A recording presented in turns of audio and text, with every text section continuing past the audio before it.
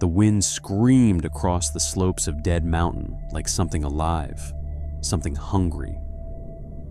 Sergei Volkov had been doing search and rescue in the northern Urals for 15 years, and he'd never gotten used to that sound. It wasn't just wind, it was different here, on Kholat Shakhl.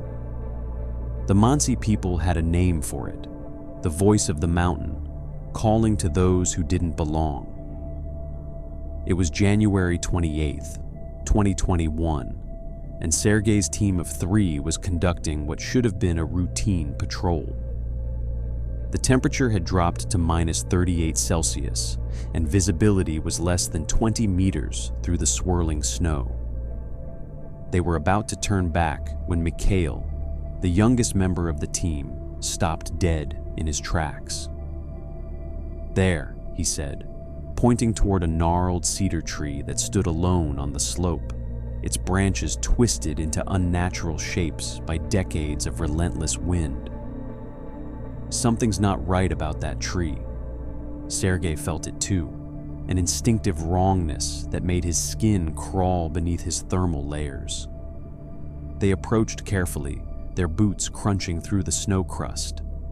As they got closer, Sergei's headlamp caught something dark protruding from the snow at the base of the trunk. Not wood, not rock, something that didn't belong. Mikhail dropped to his knees and began brushing away the snow with his gloved hands. Within minutes, he'd uncovered a small black object, its plastic casing cracked and weathered, but unmistakably modern. A digital voice recorder. "Jesus Christ," whispered Anna, the 3rd member of their team, her breath creating ghosts in the freezing air. "Do you know where we are right now?" Sergei looked around, really looked, and felt his stomach drop. 300 meters down the northeastern slope. The coordinates burned into the memory of every search and rescue operative in Russia. This was the exact spot where, in 1959, searchers had found the first 2 bodies of the Dyatlov group. This cedar tree, or one just like it, had been the last shelter of Yuri Krivonishenko and Yuri Doroshenko, found frozen and nearly naked in the snow 62 years ago. And now, someone had left a voice recorder here. Back at base camp, with the recorder thawed and connected to a laptop, Sergei pressed play with trembling fingers. The recording was damaged, corrupted in places by years of exposure, but what remained was clear enough. Too clear. A young man's voice, slightly distorted but unmistakably excited, filled the small room. "Recording's on. Hey everyone, my name is Alexei, but you can call me Lyoka. My friends don't know it yet, but they're about to join me on the most incredible journey to the northern Urals."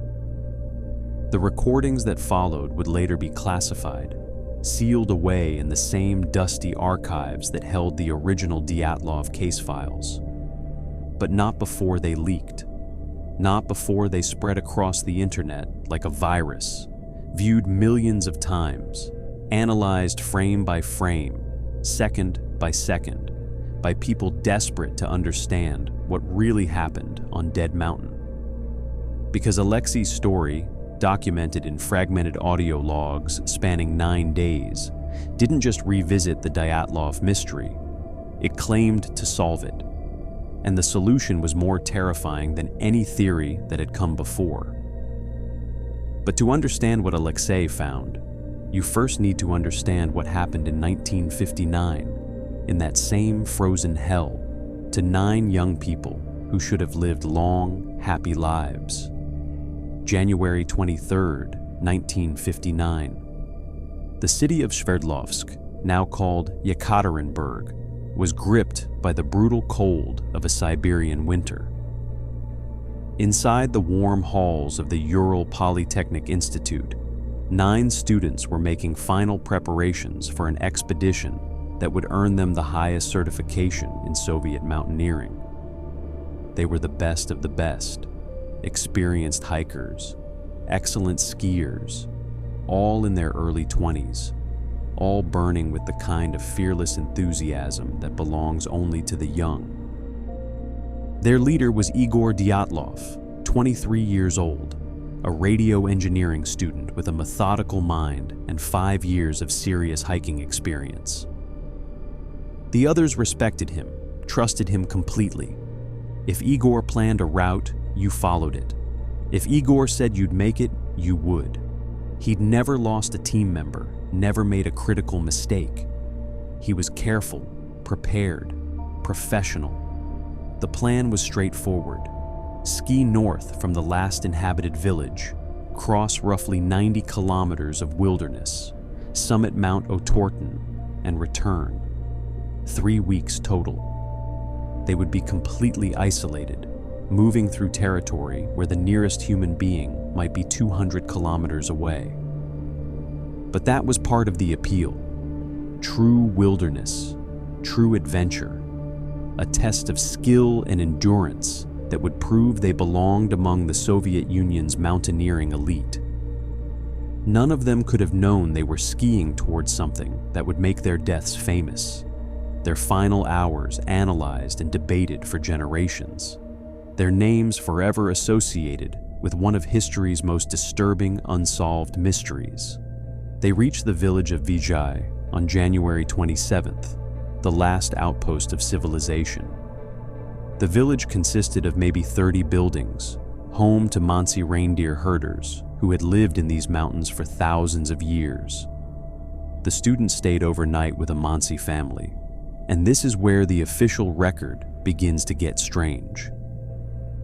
According to later testimony, the elderly Mansi woman who housed them became visibly distressed when she learned their intended route. Through broken Russian, she tried to warn them. Kholat Shakal, Dead Mountain, the place where shamans once performed sacrifices. 9 animals, always 9, killed to appease the goddess of death who dwelt on the peak. But one year, the shamans had run out of animals and sacrificed 9 hunters instead. The goddess had developed a taste for human blood. Since then, any group of 9 who ventured onto that mountain would be claimed. Always 9, never more, never less. The students, young Soviet atheists trained in dialectical materialism, smiled politely and thanked her for her concern. Superstition, primitive mythology. They had maps, compasses, proper equipment. What did they have to fear from legends? They left Vijay on January 28th and were never seen alive again. When they failed to send the expected telegram on February 12th, there was no immediate alarm. Expeditions often ran late. But by February 20th, with still no word, the university mobilized search parties. Volunteers, police, military units, even helicopters were deployed. On February 26th, they found the tent. The scene made no sense. The tent was pitched on an exposed slope in the worst possible location, as if they'd stopped in the middle of setting up camp and never finished. It was partially collapsed under snow, and when searchers pulled back the canvas, they found something that turned their blood cold. The tent had been cut open from the inside, long, deliberate slashes through the fabric, not torn by wind, not damaged by animals, cut by the people inside, with knives or sharp instruments, as if they'd been so desperate to escape that they couldn't wait the 3 seconds it would take to unlace the entrance. Inside, boots, warm clothing, food, everything you'd need to survive, all abandoned. Outside, footprints leading down the slope, 8 or 9 sets of tracks, most of them barefoot or in socks, a few wearing a single boot. The prints didn't scatter in panic. They moved in an organized group, walking at a measured pace, staying close together, walking calmly to their deaths in minus 30-degree cold. The footprints led down the slope for almost 1.5 kilometers, disappearing into a tree line near a massive cedar. And there, beneath that cedar's twisted branches, they found Yuri Krivonishenko and Yuri Doroshenko. Both men were dead, frozen solid, wearing only underwear.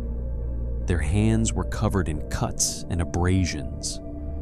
The cedar tree's branches had been snapped off up to 5 meters high, bark torn away as if someone had frantically climbed it, trying to see something back up the slope, trying to see if something was still coming for them. Between the cedar and the tent, they found 3 more bodies over the following days. Igor Dyatlov, face down in the snow, one arm reaching toward the tent like he'd been trying to crawl back. Zina Kolmogorova, frozen mid-step. Rustem Slobodin, his skull fractured. All dead from hypothermia. All positioned as if they'd been trying to return to the tent, but simply couldn't make it. 5 bodies, 4 still missing. And then the snow came, heavy and relentless, burying whatever secrets remained. It wasn't until May, when the spring melt finally came, that they found the others. In a ravine 75 meters from the cedar, under 4 meters of compacted snow, in a small stream bed that had frozen solid. The last 4 members of Dyatlov's team, and their condition was nightmare fuel. Lyudmila Dubinina's chest had been crushed with such force that her ribs had snapped like dry branches, puncturing her heart. But there were no external bruises, no marks on her skin. The medical examiner would later state that the force required was comparable to a high-speed car crash. Her tongue was missing, torn out at the root. Her eyes were gone. Parts of her lips and facial tissue were simply absent. Alexander Zolotaryov had the same rib damage, the same impossible internal trauma with no external wounds. His eyes were also missing. Nicolas Thibault Brignol had massive skull fractures that had cracked his head like an eggshell, but again, no corresponding damage to the skin or scalp. The official autopsy stated these injuries occurred before death. These people had been alive when something crushed them with overwhelming force, something that could shatter bone and rupture organs without leaving a mark on the skin. The lead investigator, a senior prosecutor named Lev Ivanov, was a practical man, a veteran of the Soviet legal system, who'd seen everything from murders to espionage cases. He didn't believe in ghosts or monsters. But after 3 months of investigation, after interviewing witnesses who reported seeing strange orange lights in the sky that night, after examining the trace radiation found on some of the clothing, after trying and failing to find any logical explanation, he wrote his final report with shaking hands. Cause of death: a compelling natural force which the hikers were unable to overcome. Then the case was sealed, classified, buried in archives that wouldn't be opened for decades. But secrets have a way of escaping, especially in the digital age. And 62 years later, when Sergei's team brought that voice recorder back to civilization, when the audio files were extracted and leaked online, the world finally heard a first-hand account from someone who'd experienced what the Dyatlov group experienced. Someone who'd seen what killed them.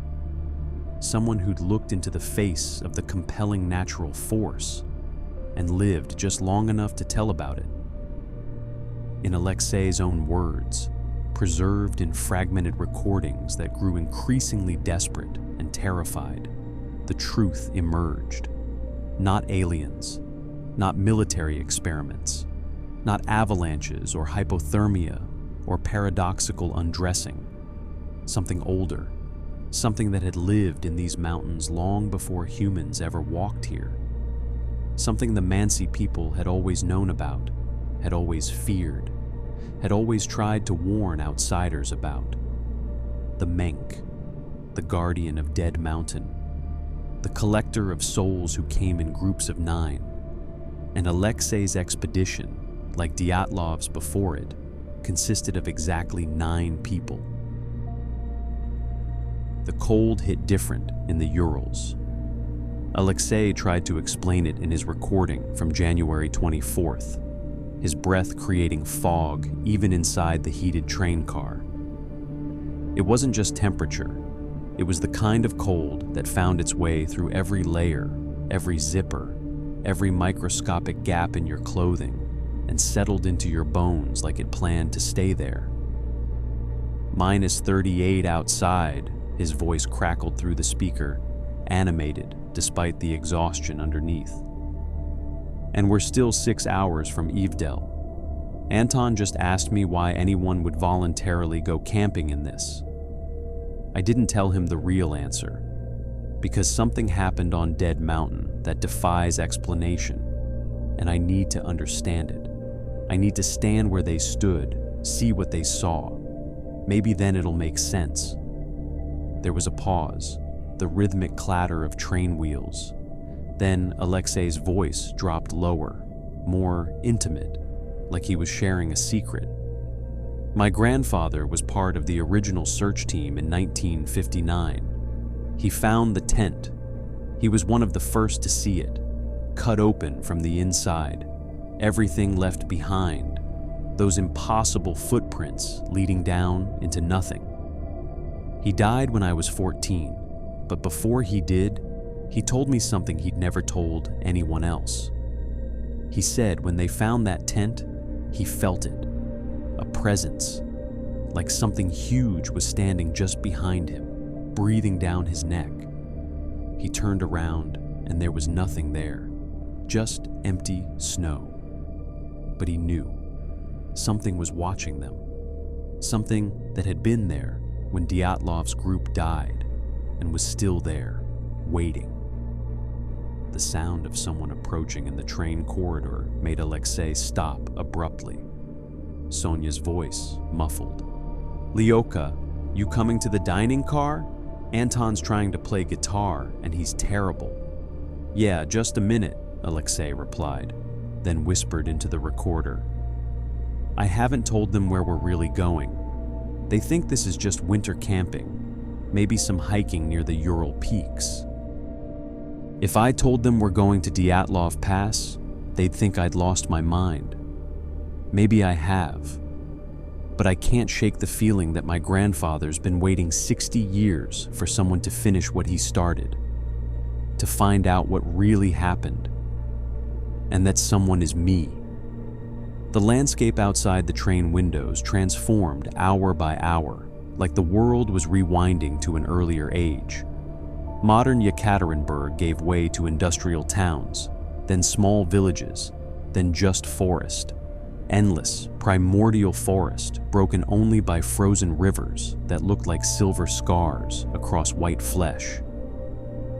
By the time they reached Ivdel, civilization felt like a distant memory. Ivdel itself was a town that progress had forgotten. Soviet-era apartment blocks slowly crumbling, streets half covered in packed snow. A population that seemed to consist entirely of elderly people who looked at the 3 young visitors with the kind of suspicion reserved for obvious outsiders. The truck ride to Vizhai took 3 hours along roads that were barely distinguishable from the forest floor, bouncing through ruts and over roots, while the driver chain-smoked and said nothing. Vijay appeared through the trees like something from a fairy tale. Wooden houses with intricately carved shutters, smoke rising from chimneys, sled dogs chained outside barking at their arrival. Population maybe 30, all Mansi, all keepers of traditions that predated Russia itself. The driver dropped them at the largest house and left without a word, his taillights disappearing into the forest like escaping spirits. The woman who opened the door was ancient, her face a map of wrinkles, her eyes sharp and clear and immediately suspicious. But hospitality was sacred, even to strangers, especially in winter when the cold could kill you in hours. She ushered them inside, into warmth and the smell of wood smoke and cooking meat, gestured them to sit by the fire. "My name is Anya Konstantinovna," she said in Russian, accented by Mansi vowels. "You can stay tonight. Tomorrow you go where?" Alexei hesitated, then pointed to their map, indicating the route to Kholat-Syakhl. The change in her face was instant and terrible. Color drained from her weathered cheeks. Her hand shot out and grabbed Alexei's wrist with shocking strength, her fingers like iron despite her age. "No," she said flatly. "Not there. Never there." "We're experienced hikers," Anton started to say, but she cut him off with a sharp gesture. "Experience means nothing on that mountain. The mountain doesn't care about experience." She released Alexei's wrist and sat back, her eyes moving between the three of them with something that looked like pity. When she spoke again, her voice had dropped to barely above a whisper, and the recording captured every word with crystalline clarity. "My great-grandfather was a shaman, the last true shaman of our people before the Soviets came and made the old ways illegal. He told my grandfather, who told my mother, who told me, Kholat-Syakhl is a threshold, a thin place. The world of spirits presses close there, like a face pressed against glass, and sometimes that glass breaks." Sonia shifted uncomfortably. Anton looked skeptical, but Alexei leaned forward, and you could hear the intensity in his breathing as the recorder captured it. "What kind of spirits?" he asked. "Not spirits," Anya corrected. "Spirit, singular, the guardian. We call it Menk in our language, though it has other names. The forest elder, the tall walker, the collector. It has lived on that mountain since before humans came to these lands. It is not evil, not in the way you understand evil. It simply is, like a bear is, or winter is, and it demands tribute." She reached for a cup of tea with shaking hands, took a sip, continued. "In the old times, the shamans would climb the mountain once a year at the darkest part of winter. They would bring 9 animals, always 9. 3 times 3, the number of completion, of endings. They would sacrifice them at a specific place on the slope, and the Menk would accept the offering and grant safe passage to hunters for another year. But one year, 300 winters ago, there was a famine. No animals to spare. The Menk still demanded tribute. The shamans were desperate because when the tribute wasn't paid, people disappeared. Hunters found torn apart in the forest. Children taken from their beds. So the shamans made a choice. They brought 9 men, criminals, outcasts, men who had committed terrible crimes. They took them to the mountain and gave them to the Menk. The fire crackled in the silence that followed. Outside, a dog howled, the sound mournful and unsettling. The Menk accepted them, but after that year, it stopped accepting animals. It had tasted human fear, human flesh, human desperation, and it wanted more.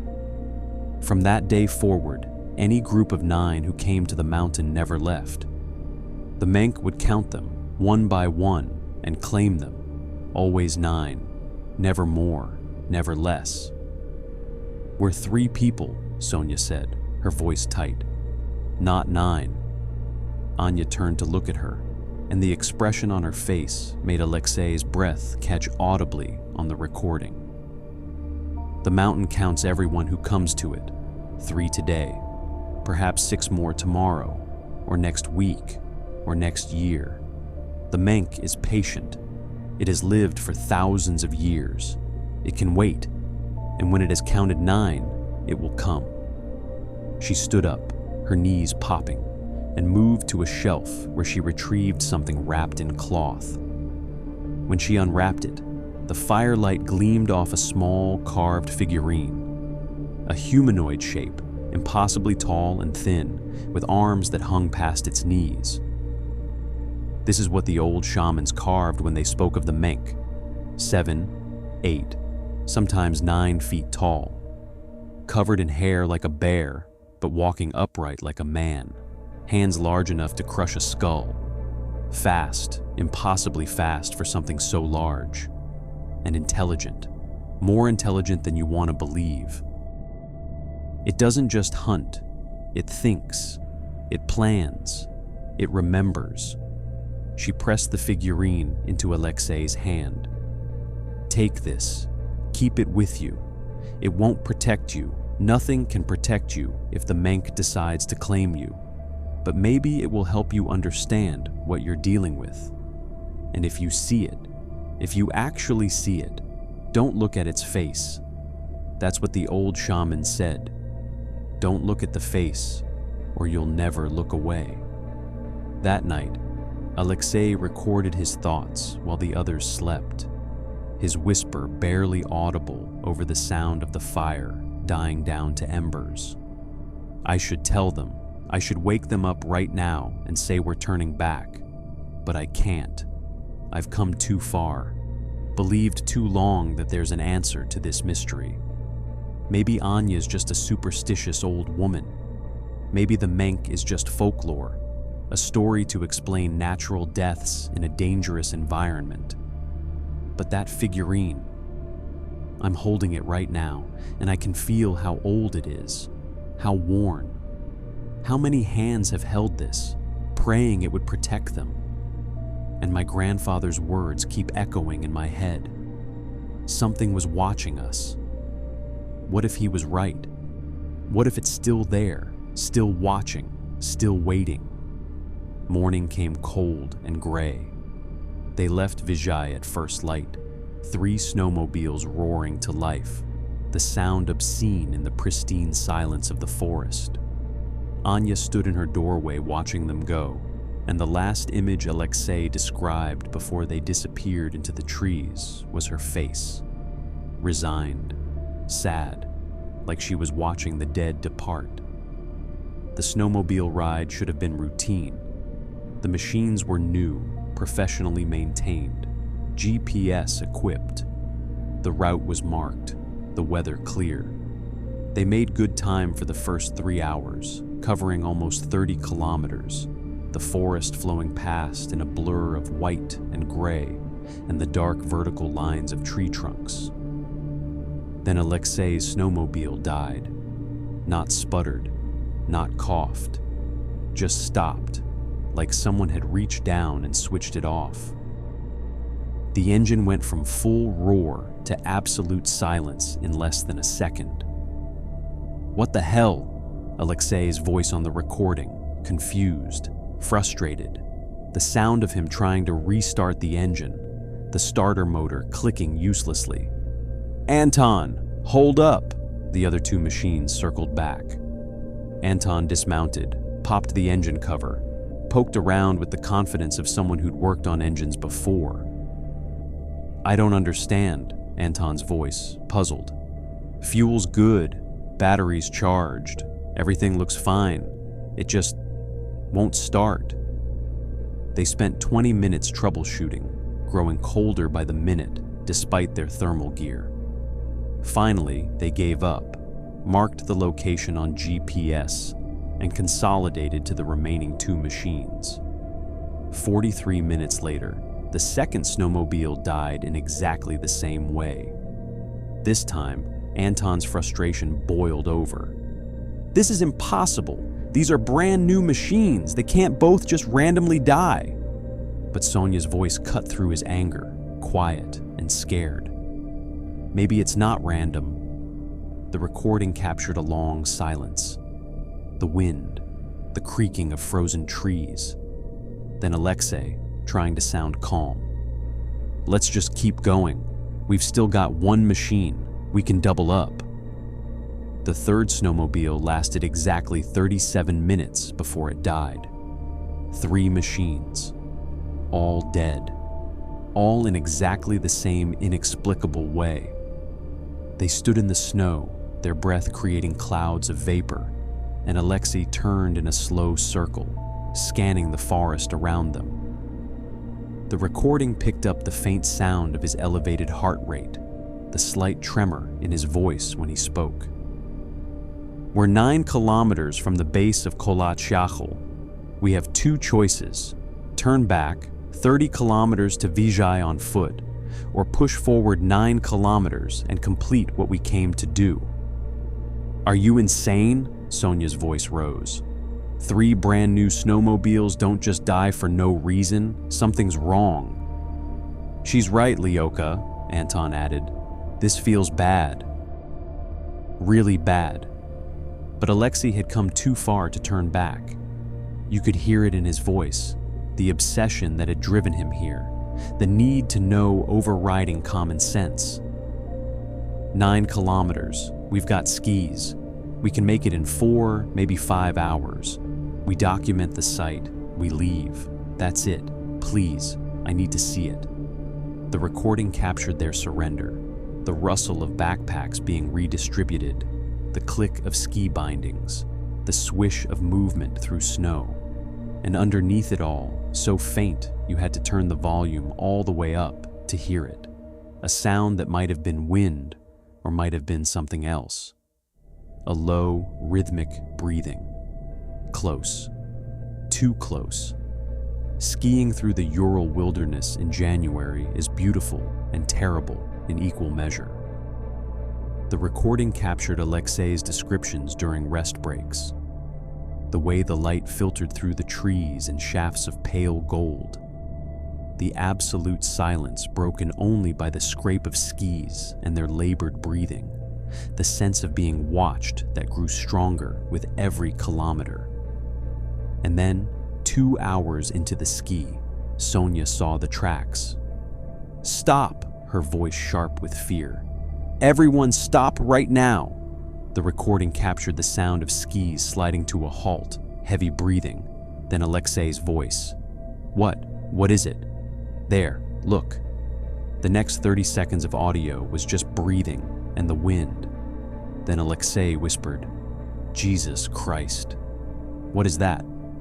Anton's voice, no longer skeptical, now genuinely frightened. The tracks were massive. Even through audio description, you could sense their wrongness. Bipedal, human-shaped, but the foot was easily 18 inches long, and the stride length was impossible. 7 feet between prints. Whatever made these tracks was tall, very tall, and it had been moving parallel to their route, staying in the tree line, pacing them. "Could be a bear," Anton said, but he didn't sound convinced. "Bears don't walk upright for this long," Alexei replied. His voice had changed. The excitement was gone, replaced by something colder. Fear, yes, but also recognition. And look at the depth. Whatever made these weigh at least 300 kilos, maybe more. The recording captured him moving closer to the tracks, the sound of him kneeling in the snow. "These are fresh, made within the last hour. It's been following us." "Then we turn back," Sonia said firmly. "Right now, we turn around and we ski as fast as we can back to the snowmobiles." "No," Alexei's voice was quiet, but absolute. "We're 4 kilometers from the mountain. 4 kilometers. I'm not turning back." They argued for another 5 minutes, voices rising, then falling to exhausted agreement. They would continue. But they would ski faster, stay closer together, and keep watching the tree line. The tracks appeared again 30 minutes later, and again 20 minutes after that. Always parallel. Always maintaining distance. Always watching. By the time they reached the base of Kholat Shachel, the sun was starting its rapid winter descent, the sky turning from gray to darker gray, shadows lengthening across the snow. The mountain rose before them, and Alexei's description sent chills through anyone who listened. "It doesn't look right. I know that sounds crazy, but the shape of it, the way it sits against the sky. It's wrong, like it's not quite in focus, or like I'm seeing it through distorted glass. And it's so quiet here, no birds, no wind, just silence, like the mountain is holding its breath. They made camp in the tree line, about 500 meters from where the slope began to rise in earnest. Standard procedure: tent up, firewood gathered, perimeter established. But the routine felt hollow, performative. Everyone was on edge, jumping at small sounds, constantly scanning the darkening forest. Night fell like a curtain dropping. One moment there was twilight, the next, absolute darkness broken only by their fire. They huddled close to it, the flames throwing orange light across their faces, creating dancing shadows in the surrounding trees.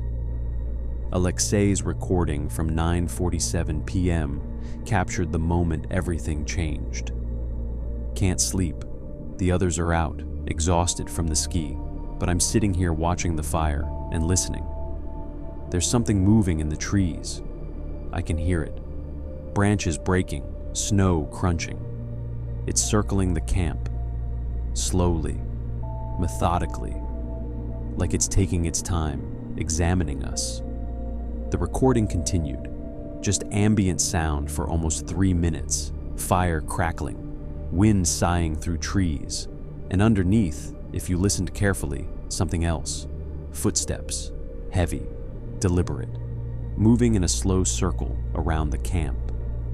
Then Alexei's breath caught.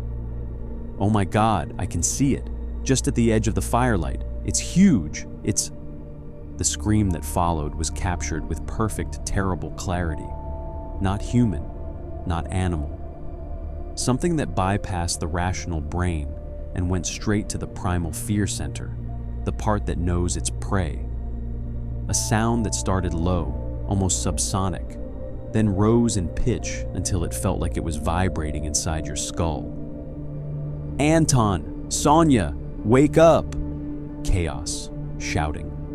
The sound of something massive moving through the brush, coming closer. Sonia screaming, the fire suddenly flaring as Anton threw more wood on it. And underneath it all, that sound again. Closer now, much closer, then static. When the recording resumed, it was dawn, January 31st. Alexei's voice was hoarse, shaking with exhaustion and something deeper. Trauma. We survived the night. I don't know how. It circled us for hours. We could hear it, sometimes see its shape moving between the trees. Huge, at least 8 feet tall, maybe more, covered in dark hair, moving on 2 legs but hunched forward, arms hanging long. We kept the fire burning, kept it high, and it never came closer than about 10 meters. Like there was an invisible line it wouldn't cross. The sound of a zipper, footsteps in snow, then Alexei's voice breaking. The tracks are everywhere, everywhere. It circled the camp exactly 9 times. I counted them. 9 complete circles, each one closer than the last, until they stop at 10 meters.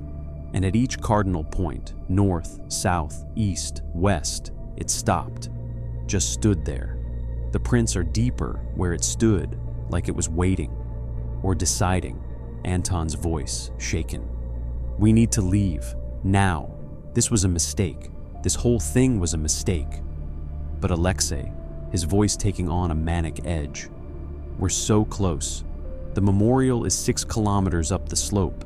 6 hours, that's all. We come all this way. We document the site. We leave. We have to finish this. Finish it? Sonia's voice, shrill with fear. Alexei, that thing is hunting us. Don't you understand? It's what killed them. It's what killed the Dyatlov group. And now it's coming for us. 6 hours, Alexei repeated. Please, just 6 more hours. And so they packed up camp, their hands shaking, their eyes constantly scanning the tree line. The recording captured the sound of skis being strapped on, backpacks being shouldered. And in the background, so faint you could almost miss it, the sound of something breathing, watching, waiting. They began the climb to the place where 9 students had died 62 years ago. The place where the Menk kept its vigil. The place where, according to Anya's warning, the count would be completed. And as they climbed, Alexei whispered into the recorder one final observation that made the hair stand up on the back of every listener's neck. I just realized something. The Dyatlov group was 9 people. We're 3. But the Menk circled our camp 9 times last night. 9 circles, like it was counting. Not us, not yet, but something. And I think I know what. I think it's been counting everyone who's come to this mountain since 1959. Researchers, investigators, tourists. All the people who came looking for answers. And maybe, just maybe, we're the ones who complete the count. The climb to Dyatlov Pass took 4 hours of pure suffering. Alexei's recordings from the ascent were fragmented, each breath a rasp of pain as the thin frozen air burned his lungs. Elevation 900 meters, his voice crackled at 11:23 a.m. Tree line ended 20 minutes ago. Now it's just white, endless white in every direction. We're completely exposed. If that thing comes for us now, we'll see it coming from a kilometer away. And there's absolutely nothing we can do to stop it. The wind screamed across the barren slope, and in Alexei's description, it didn't sound like wind at all. It sounded like voices, hundreds of them, whispering in a language that predated words. Anton keeps stopping, looking back down the mountain. His face is gray. Sonia hasn't spoken in over an hour, just skis like she's in a trance. And I keep thinking about the autopsy reports. The Dyatlov group walked away from their tent barefoot, in minus 30 degrees. The medical examiner said they showed no signs of panic, no signs of struggle. They just walked, like they were being called. And now I understand, because I can feel it too. A pull, like something up ahead is waiting, and part of me wants to go to it, wants to see what's there. At 1:47 p.m., they found the memorial. The stone cairn rose from the snow like a grave marker, which is exactly what it was. 2 meters of stacked rock with a metal plaque bolted to the face. 9 names in Cyrillic. 9 young people who had died on this exact spot, doing exactly what Alexei was doing now. "We're here," Alexei whispered, and his voice cracked. Standing where they stood, where they made the decision to cut through their tent and walk into the night. What did they see? What made 9 experienced hikers abandon everything and walk to their deaths? He moved closer to the memorial, and the recording captured his sharp intake of breath. There are marks on the stone, deep gouges, like something tried to tear the plaque off. The scratches are fresh, the metal still bright where it's been scored, and the snow around the base. These are the tracks, the same ones we've been seeing. But there are so many, dozens of prints, overlapping, circling the memorial like it was performing some kind of ritual. "Alexei," Sonia's voice was hollow, dead. "We need to leave. Just let me document. We need to leave right now." Her voice rose to a scream. "Do you understand? We need to go.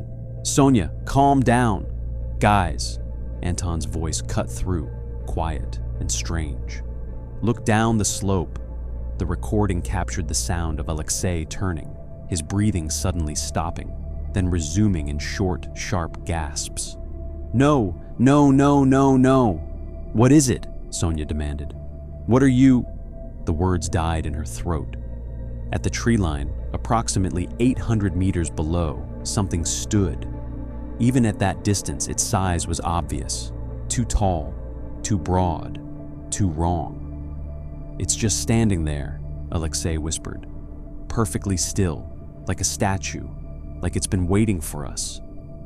For 15 seconds, nobody moved. Nobody breathed. Then Anton's voice, shaking. "How long has it been there?" "I don't know. Maybe the whole time we've been up here. Maybe longer. Maybe it's been standing in that exact spot since 1959, just waiting for someone else to come." The thing at the tree line moved. Not much, just a slight shift of posture. But the movement was fluid, organic, utterly unlike anything that large should be able to move. "It's coming up the slope," Sonia said flatly. She was right. The Menk was moving toward them, and it wasn't hurrying. It walked with the casual certainty of a predator that knows its prey has nowhere to run. "Ski," Alexei said quietly. "Ski now. Don't go straight down. Angle west, away from it. Move." They pushed off, and for the first 30 seconds, it felt almost controlled. Then the scream split the air. It wasn't louder than before. It was worse. Because this time, the scream had structure. It had rhythm. It sounded almost like words, like the Menk was calling to them in a language their DNA remembered, even if their minds didn't. "Ski!" Anton bellowed. "Don't stop!" The recording captured 7 minutes of chaos, the hiss of skis, gasping sobs from Sonia, and underneath it all, the rhythmic thud of something massive moving at impossible speed, not running, loping, each footfall deliberate, unhurried, because it didn't need to rush. "It's gaining!" Anton screamed. "How the fuck is it so fast?" They hit the tree line doing at least 40 kilometers per hour, branches whipping their faces, skis catching on roots hidden beneath the snow. Behind them, the sound of trees being shoved aside, wood cracking like gunshots. "The camp!" Sonia gasped. "If we can get to the fire, we won't make it!" Alexei shouted. "It's too close!" The forest exploded behind them, the sound of a tree being torn out of the ground, roots and all, then hurled aside. Then Anton's scream, high and terrified, and abruptly cut off mid-breath. "Anton!" Alexei skidded to a stop. "Anton, where are—" A wet, crunching sound, organic, final. "Oh God!" Sonia whimpered. "Oh God! Oh God! Oh, run!" Alexei grabbed her, yanking her forward. "Don't look back! Run!" They abandoned the skis, too slow in dense forest. The recording captured them crashing through undergrowth, branches tearing clothing, boots pounding through snow. And behind them, a new sound, low, rhythmic, the satisfied huffing of a predator feeding. "There!" Alexei gasped. "That cedar! Climb!"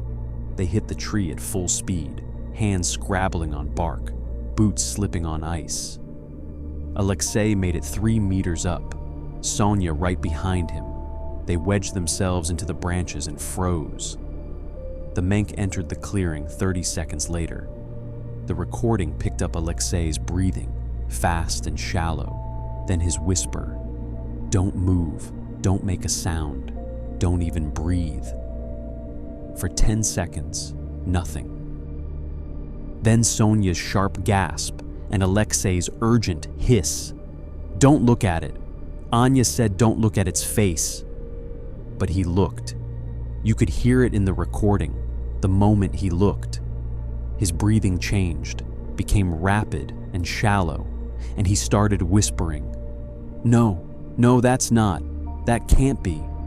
Below, the feeding sounds began, the crack of bones breaking, the wet tear of flesh separating, and underneath, that rumbling again, deeper now, resonant, a sound you felt in your chest rather than heard. The Menk was making sounds while it fed, not growls, not snarls, something worse. It sounded almost like satisfaction, like pleasure. "Don't listen," Alexei whispered, his voice breaking. "Sonia, don't listen. Just focus on me. Focus on my voice." But Sonia was making a high, keening sound on the edge of hysteria.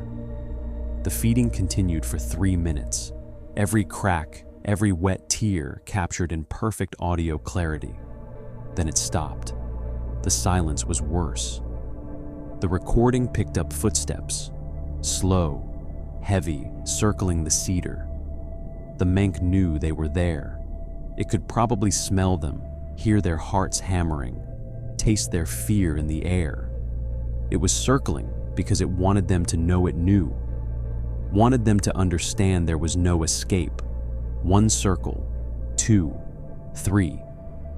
On the 4th circle, it stopped directly below their tree. The sound of something large breathing, deep inhalations, then a new sound, low and rhythmic. It took Alexei 10 seconds to recognize it, and when he did, his whisper was barely audible.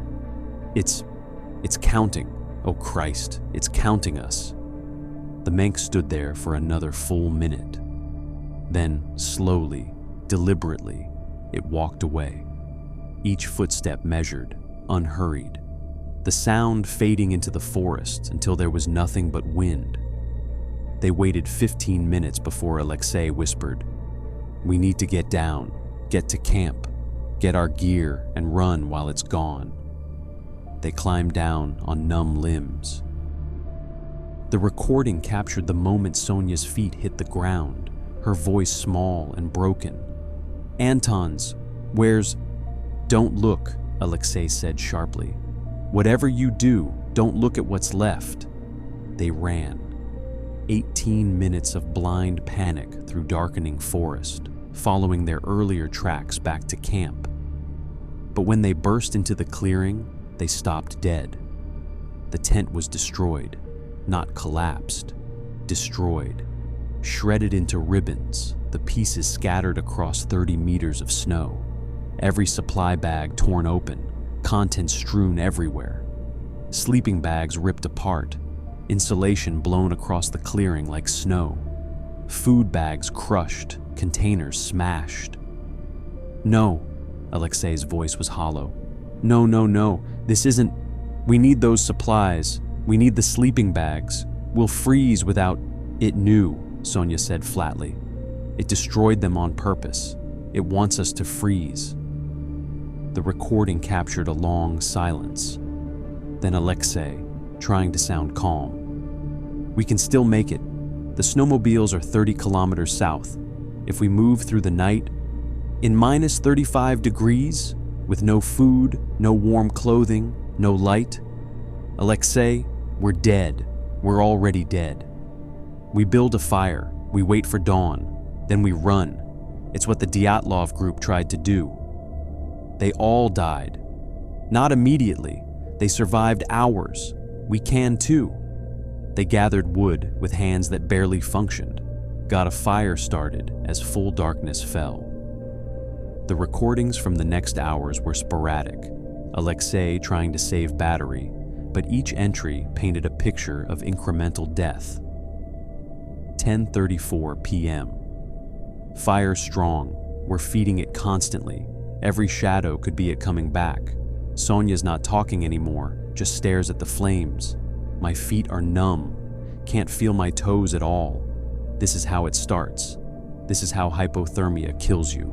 One piece at a time. 11:52 m. So cold. Colder than I thought possible. We're pressed against each other, against the fire, and it's not enough. Nothing's enough. Sonia's shivering violently. Her lips are blue. Mine probably are too. I keep thinking about my grandfather, about his journal. Something was watching us. He was right. It's been watching for 62 years, waiting, always waiting. 1:23 a.m. It's back, circling again. I can hear it in the trees. We're not feeding the fire well enough. It's getting smaller, and every time it dims, the footsteps get closer. I've counted 5 circles. How many more until it decides we're ready? 2:47 a.m. Can't feel my hands. Dropped wood twice. Sonia's unconscious, still breathing but won't wake up. She's dying and I can't help her. Can't even help myself. The fire's dying. We're dying. Everything's dying. The final recording was time-stamped 4:18 a.m., February 1st, 2021. Alexei's voice was thick, slurred, words running together. It's standing at the edge of the light, right there, 3 meters away, just watching. I can see it clearly now, and I understand why Anya said don't look at the face. His breathing was labored, rattling in his chest. It's not an animal, not even close. The body, yes, covered in dark hair, muscles like cables under the skin, arms that hang to its knees, hands big enough to crush a skull. But the face, a long wheezing pause. The face is almost human. That's what makes it worse. The structure is human. 2 eyes, nose, mouth. But the proportions are wrong. Eyes too large, too far apart, and they reflect the firelight like an animal's. And they're aware, intelligent. It's not looking at me like I'm prey. It's looking at me like it knows me, knows what I came here for, knows about my grandfather, about the obsession, and it's been waiting for me specifically. The fire crackled, very low now. It's walking toward me. The fire's almost out, and it's coming. And I'm too cold to run, too tired. My body won't work anymore. This is how they felt, the Dyatlov group, this exact feeling. The knowing that it's over and the strange peace that comes with that. Footsteps, very close. The sound of something huge kneeling in the snow beside him. Its hand is reaching toward me. The fingers are so long, and there's something under the nails, something dark. Old blood, maybe. Or, oh God, it's smiling. It has a mouth full of teeth and it's smiling. Breathing. 2 sources now. Alexei's shallow and rattling. The Manx deep and steady. Don't look at the face, Anya said. But I can't look away. Once you see it, really see it, you can't. The eyes. They're not reflecting the firelight. They're glowing from inside, like there's something burning behind them, something old, something that was here before humans, before anything. A pause. Then Alexei's voice, barely a whisper. It's saying something, words. I can't understand them, but I feel them, in my bones, in my blood, and I know what it means. It means, you're 9, you're finally 9, and now I can rest. The recording captured the sound of a hand, impossibly large, touching Alexei's face almost gently. Don't look at the static, silence. Then, very faintly, the sound of something being dragged through snow. The recording ended at 4:21 a.m. The search for Alexei's group began on February 7th, 2021, 6 days after their last scheduled check-in. The snowmobile rental company reported 3 units missing. Vizhai authorities confirmed departure on January 30th, no return. By February 9th, full search and rescue was underway. Sergei Volkov's team found the first snowmobile on February 11th, exactly where Alexei had marked it. The machine showed no mechanical failure. It simply wouldn't start. Neither would the second or third. But when towed back to Vizhai, all 3 started immediately, as if whatever had stopped them only existed in that specific location. Sonia was found on February 14th at the base of a cedar tree, frozen in a sitting position. Thermal underwear, 1 boot, nothing else. Her hands were destroyed, fingers broken, nails torn off from clawing bark. She'd climbed at least 4 meters, then fallen. hypothermia, and blunt force trauma, the report said. But her face disturbed the searchers most. Eyes frozen wide open, mouth locked in a scream, and scratches on her cheeks, self-inflicted, as if she'd been trying to claw her own eyes out. Anton was discovered 30 meters away, in pieces. Severe trauma consistent with predatory animal attack, the official report stated, then added, pattern of injuries inconsistent with known bear behavior. Ribcage crushed, bone fragments driven into the snow, both arms torn off at the shoulders, and like Lyudmila Dubinina in 1959, his tongue was gone, removed at the root. Alexei was never found. They searched for 2 more weeks, covering 15 kilometers. They found his backpack, empty. One glove, frozen solid, fingers still curled around something that wasn't there. Drag marks leading up toward Kholat Syakhl, ending abruptly at a rocky outcrop. Beyond that, nothing. Just claw marks scored deep into stone, and a smell that made the search dogs whine and refuse to advance. The voice recorder was found on February 28th by Sergei's team, at the base of the same cedar where Krivonishenko and Doroshenko had been found in 1959. Sergei's hand shook as he picked it up. His own father had been part of the 1959 search team, had stood in this exact spot.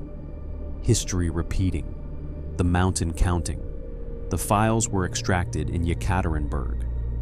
Senior investigator Viktor Rastorgiev listened alone in a soundproofed room, 6 hours straight. When he emerged, his face was gray, hands trembling as he lit a cigarette despite 20 years of not smoking. Classify everything, he told his assistant. Bury it deep. Sir, what's on the recording? Rastorgiev exhaled smoke slowly. Static and wind. Recorder malfunction. That's the official report. What did you really hear? Long silence. Then, I heard 3 people die the same way 9 died in 1959. I heard something that shouldn't exist, and I heard it counting. The case was closed. Death by misadventure and exposure, complicated by possible wildlife encounter. The families received the bodies and a story about tragic circumstances and poor planning. But someone in the evidence chain made a copy. By March 15th, the files were online. By March 20th, 2 million downloads. Audio experts confirmed authenticity. Linguists analyzed the final sounds. Cryptozoologists declared it proof of the Menk. Skeptics pointed to hypothermia-induced hallucinations. And then a researcher named Dmitry Volkov found something that stopped all the arguments. He compiled a list.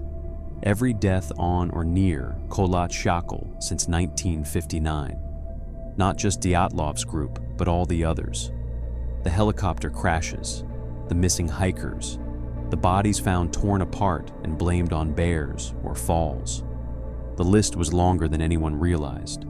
Deaths spread over decades, investigated separately, no pattern recognized. Dmitry counted them. 1959, 9 deaths. The Dyatlov group. Then, scattered across 62 years, 3 geologists in 1961, 2 helicopter crew in 1963, 2 hunters in 1967, 1 solo hiker in 1974, 2 researchers in 1981, 4 students in 1993, 3 tourists in 1999, 2 filmmakers in 2003, and Alexei's group, 2 dead, 1 missing. Total, 27 deaths, 3 times 9, and Alexei was number 27. Dmitry posted his findings online. Within 72 hours, it was scrubbed from every platform. His account suspended, website offline. When journalists tried to interview him, he refused. I was wrong. I made calculation errors. Don't contact me again. But the post had already been archived, saved, spread, and one person who read it was Anya Konstantinovna. A documentary crew interviewed her in April 2021. The footage was never officially released, but bootleg copies circulated. Anya sat in her wooden house, firelight playing across her face, speaking in mixed Russian and Mansi. "The mountain has completed its count," she said quietly. 3 times 9, the sacred number, tripled. The Menk has taken its tribute for this cycle. It will sleep now, perhaps for 60 years, perhaps longer. "Do you believe the Menk is real?" Anya smiled sadly. "Belief is for children. I don't believe. I know. My people have known for 3,000 years. We warned every group that went to Kholat Shachel. Some listened, most didn't, and the mountain counted them all. What is it? Old. Older than the trees. Some say it was here when ice covered the world. Some say it came from elsewhere and got trapped when the ways between worlds closed. What matters is that it's territorial. It demands tribute, and it counts. 9 for a cycle, 9 times 3 for an age. When the count completes, it rests." "Is Alexei dead?" Long pause. "The mountain took him. Sometimes the bodies are found, sometimes not. The Menk takes what it needs. Sometimes that's just death. Sometimes it's more." "More?" But Anya shook her head. "The count is complete. Don't go to the mountain, not for another lifetime. Let it sleep." In June 2021, the investigation was sealed for 75 years. Families signed NDAs in exchange for compensation. Then, on September 3, 2021, everything changed. Pavel Zykov, an experienced hiker and former military, was camping 40 kilometers east of Kholat Shachel.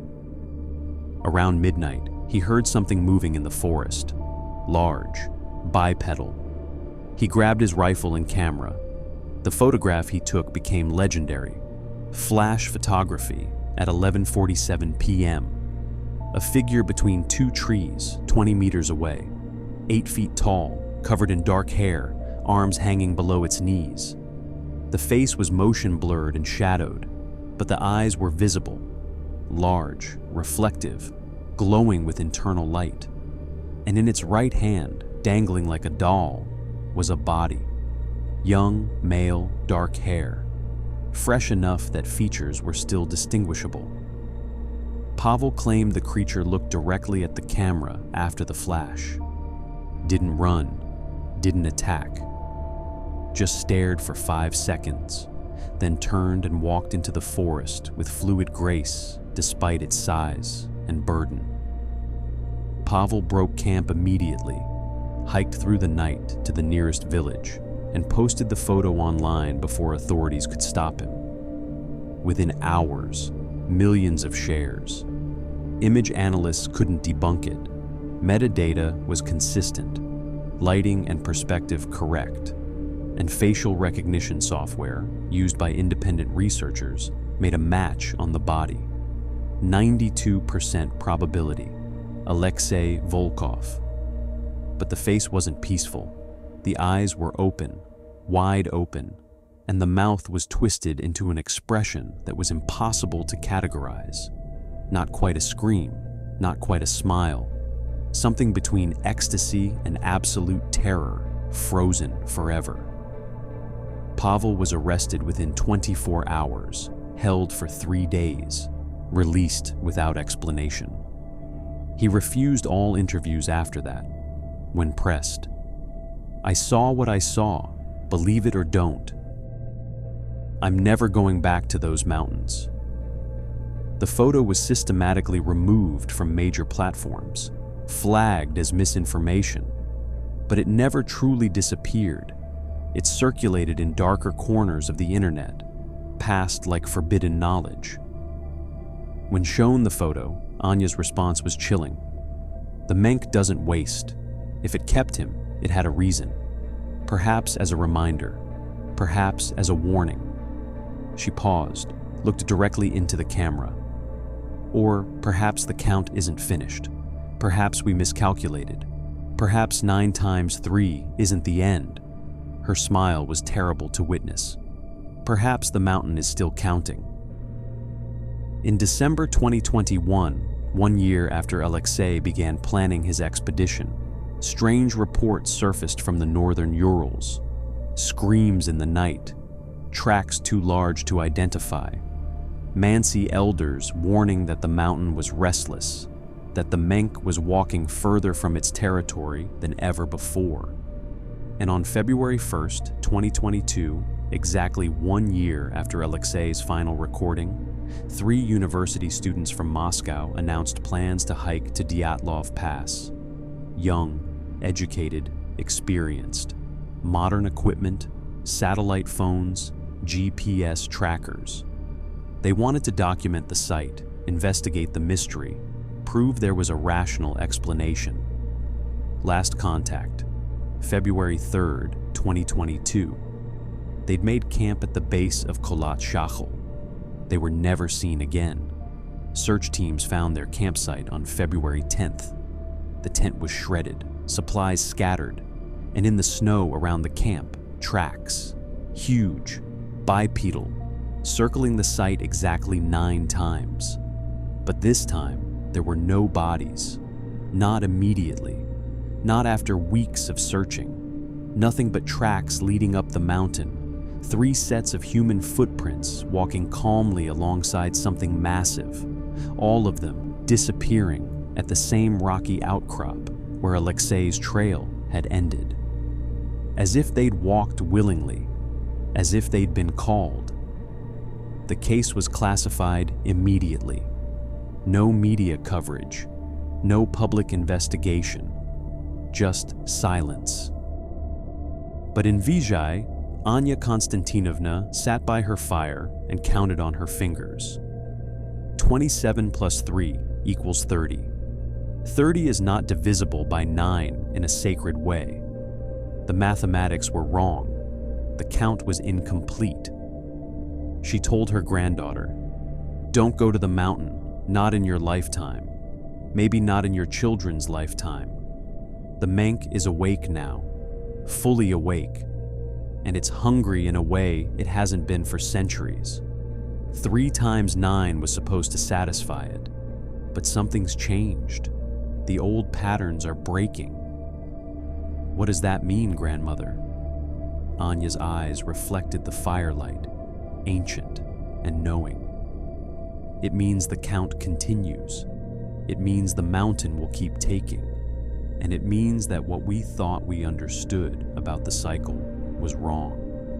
Perhaps it was never 9 or 27. Perhaps those were just appetizers." She leaned closer, her whisper barely audible. "Perhaps the real count is just beginning. And when it's complete, when the Menk has taken what it truly needs, perhaps it won't sleep at all. Perhaps it will walk down from the mountain.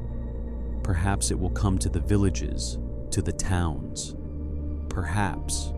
She didn't finish, didn't need to, because on the mountain, in the endless snow and wind and cold, something ancient stood at the edge of the tree line. Stood where it had stood for thousands of years, watching, waiting, counting. 1, 2, 3, always counting, always patient, always hungry. The mountain remembers, the land keeps time, and the Menk has all the time in the world.